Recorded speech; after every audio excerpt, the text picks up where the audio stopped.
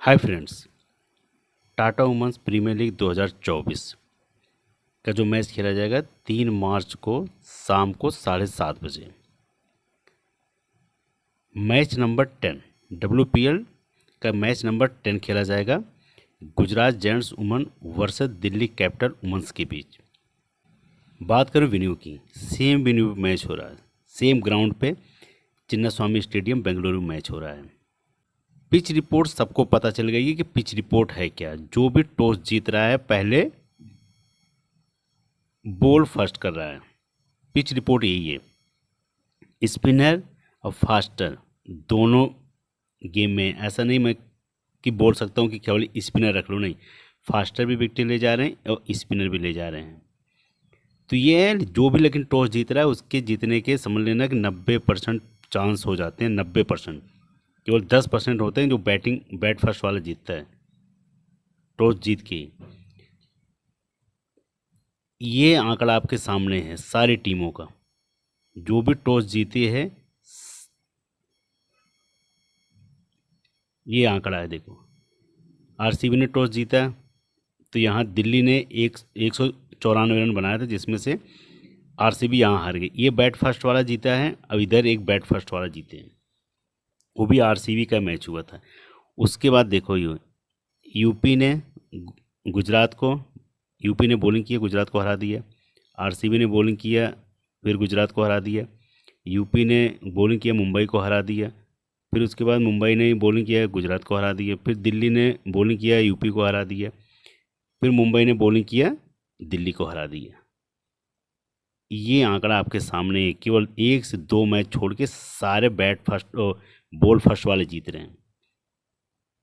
अभी तक कोई भी टीम ऑल आउट नहीं हुई है। 9 विकेट तक गिरा है, लेकिन ऑल आउट नहीं हुई है कि पूरा ऑल आउट हो गई हो।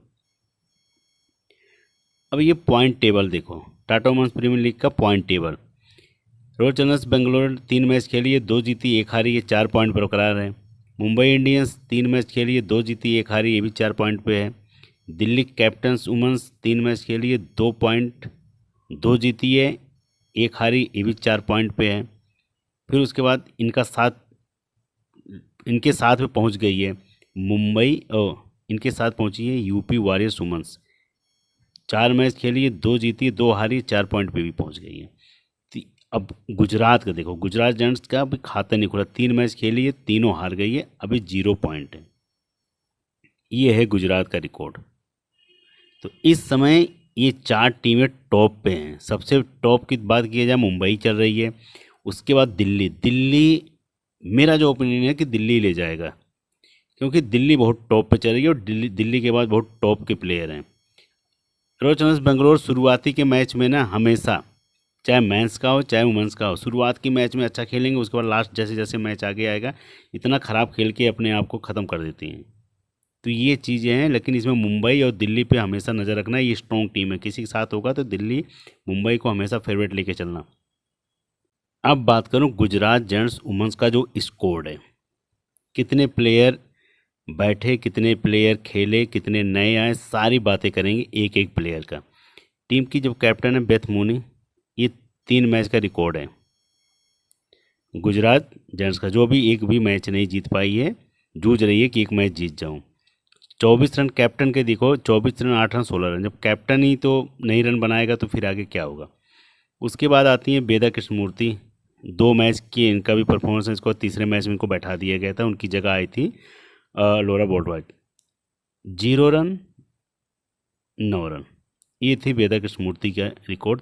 तीसरे मैच में इनको बैठा दिया गया, रेस्ट दे दिया गया।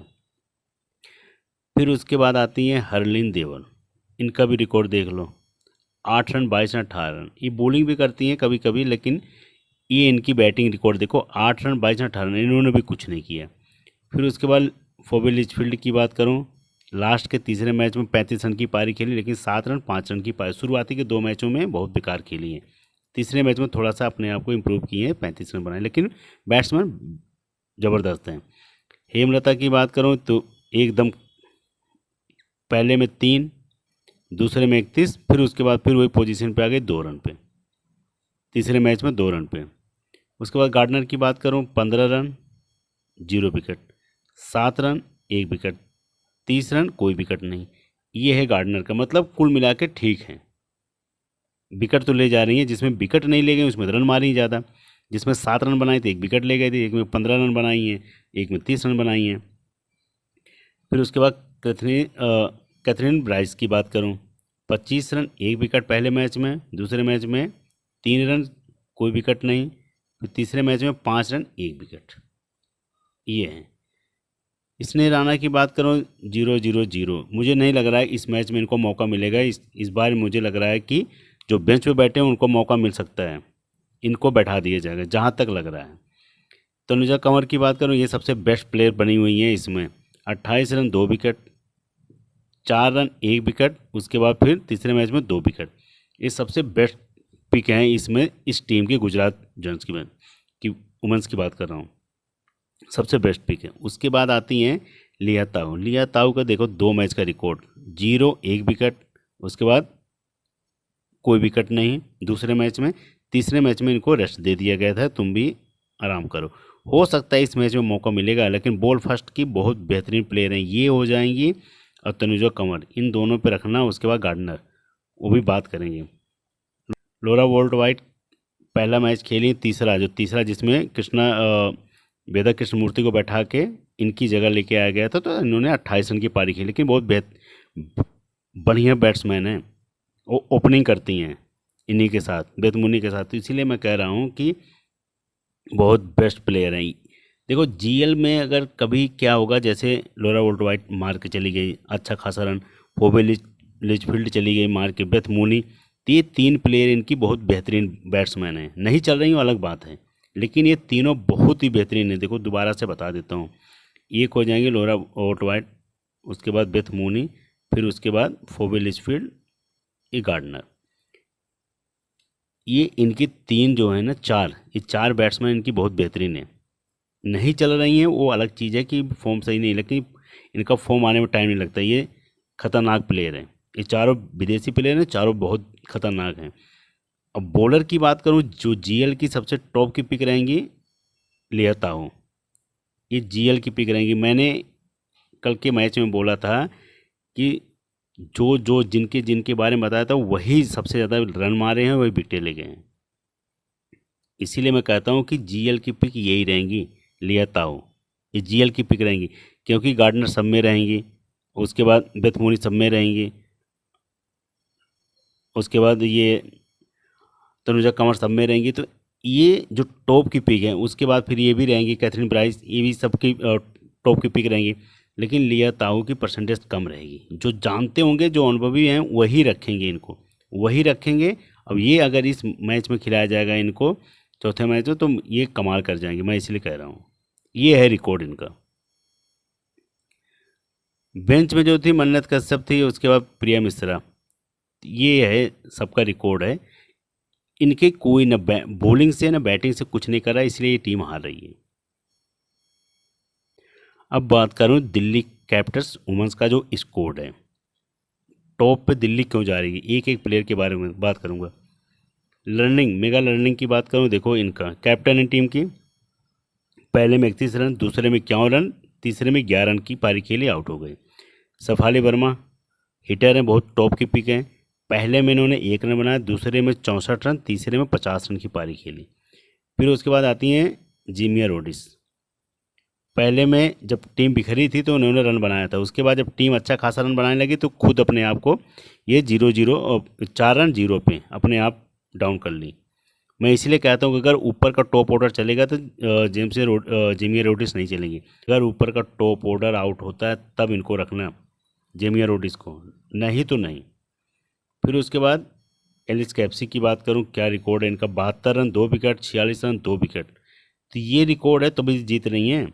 फिर उसके बाद बात करूं मैरिजिन कप की, 16 run 1 wicket, 3 wicket, 32 run 2 wicket, ये है रिकॉर्ड। जितने प्लेयर हैं इनके सब टॉप पे चल रहे हैं, इसीलिए जीत रही हैं, और ये टॉप पे रहेंगे भी।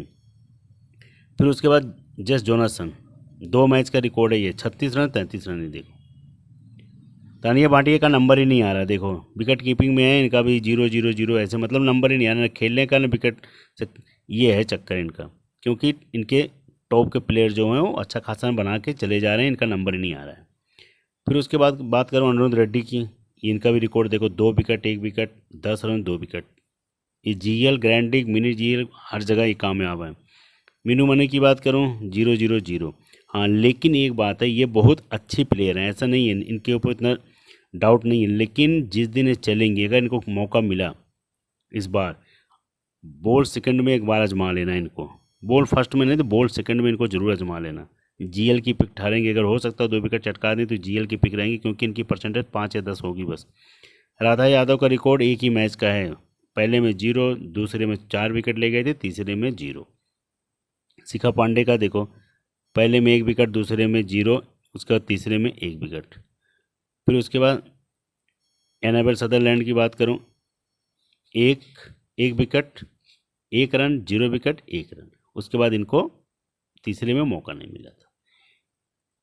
ये प्लेयर हो गया दिल्ली कैपिटल्स वुमेंस की टीम। अब यहाँ इसमें जो बेंच पे बैठे हैं, इसमें टॉप के बंदे बैठे हैं बेंच पे, देखो पूनम यादव टॉप की प्लेयर हैं, तितास साधु, फिर आती हैं लौरा हैरिस, ये इनकी 3 की टॉप की पिक है, लौरा हैरिस, तितास साधु, पूनम यादव।